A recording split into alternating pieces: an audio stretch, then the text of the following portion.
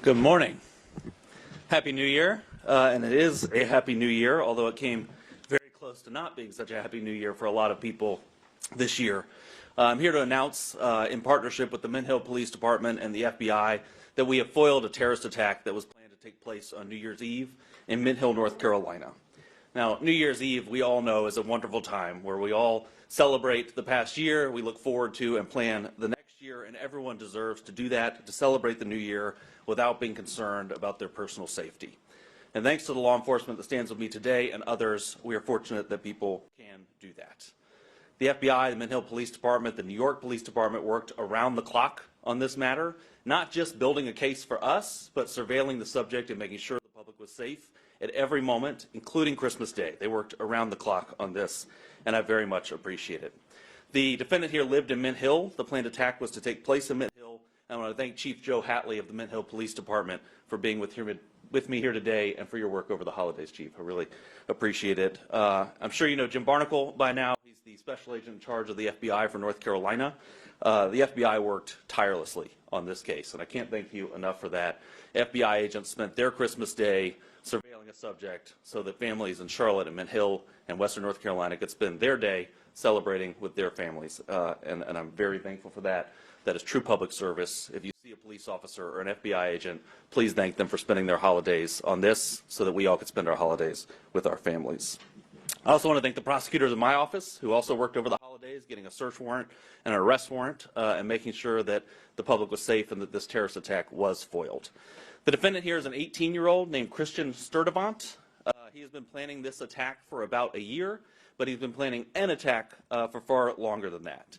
He was planning this attack in support of ISIS, and we have charged him with attempting to provide material support to a foreign terrorist organization, that organization being, of course, ISIS. Now, this is still very much an active investigation. We had to act quickly here to protect the public, so we are light on details, but we'll tell you as much as we can, and Mr. Barnacle will probably tell you more than I will about those charges, but I thought I would give you an overview of what's in the federal complaint and the charges that we charged. So Mr. Sturtevant started on the internet. He started reading ISIS material, started going to ISIS websites, making TikTok videos, and eventually reached out to what he thought was a member of ISIS. In reality, was an undercover agent with NYPD in New York. He pledged his allegiance to ISIS with that undercover agent, and he disclosed his plans to, quote, do jihad soon. He then met a second undercover with the FBI, who he also thought was an ISIS participant, and he started to be very specific with his plans. He talked with that undercover agent, again, who he thought was ISIS. He talked about where he was planning to do this attack, which was at a grocery store and a fast food restaurant in Mint Hill, places that we go every day and don't think that we may be harmed. He talked about what means he would use to kill innocent people. He said he was going to wear a Kevlar vest and attack people with knives and hammers. And of course, he talked about when he was going to carry out this attack, which was New Year's Eve. A time when American life is on full display, right? We're all out there in crowds celebrating all that has happened this year, all that is to come, that we are so proud of. And that is when he planned his attack to attack that American way of life. The FBI executed a search warrant at his home, and they found the instrumentalities of the attack. They found hammers and knives hidden under his bed. They found notes where he planned his attack and detailed his attack and plans for how he was going to carry out this attack.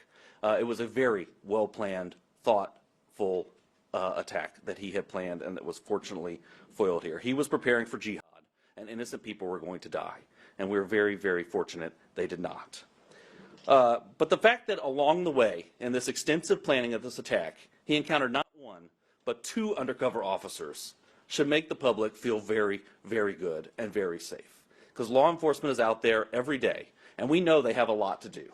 But they have people out there making sure that as people plan these terrorist attacks, they have stops so they find it. And they did find it here. And on Christmas, while we were all opening presents, they were sitting in a driveway making sure that the public was safe. And we're very, very appreciative of that. Mr. Sturtevant was arrested on New Year's Eve, the day he planned his attack. Of course, it did not become public today. It has been under seal until today. He made his initial appearance in federal court this morning, about an hour ago, and this case is now moving through the judicial process. So he will have a preliminary hearing After that, in a detention hearing, and of course we will seek that he remain detained, but that's up to a federal judge on that issue. He faces a statutory maximum sentence of 20 years, but as I always tell you, every individual defendant gets a sentencing hearing where a judge takes into account a host of factors under the United States sentencing guidelines. They look at that individual defendant. The judge, he or she, looks at that individual defendant and makes a decision on sentencing, so we don't know what the ultimate sentence will be here. Originally, I think it is notable, as part of their efforts, the FBI took Mr. Sturtevant to a state magistrate judge to try to have him involuntarily committed. And that was because he had threatened not only other people's lives, but in the process said that he planned to die by a policeman shooting him. So he had threatened other people's lives and self-harm, but the state magistrate judge denied involuntary commitment.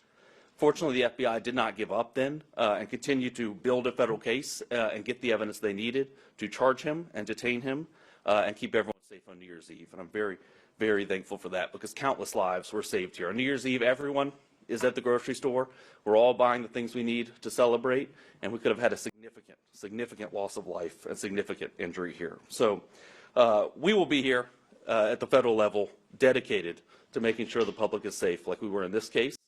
And I know that there's a lot that goes on behind the scenes that's never public for investigative reasons, and it's very it brings me satisfaction to be able to tell the public what law enforcement is doing when you don't know it and what's going on behind the scenes to keep everyone safe. So with that, I will turn it over to Special Agent in Charge Barnacle, who could tell you a little bit more about the details.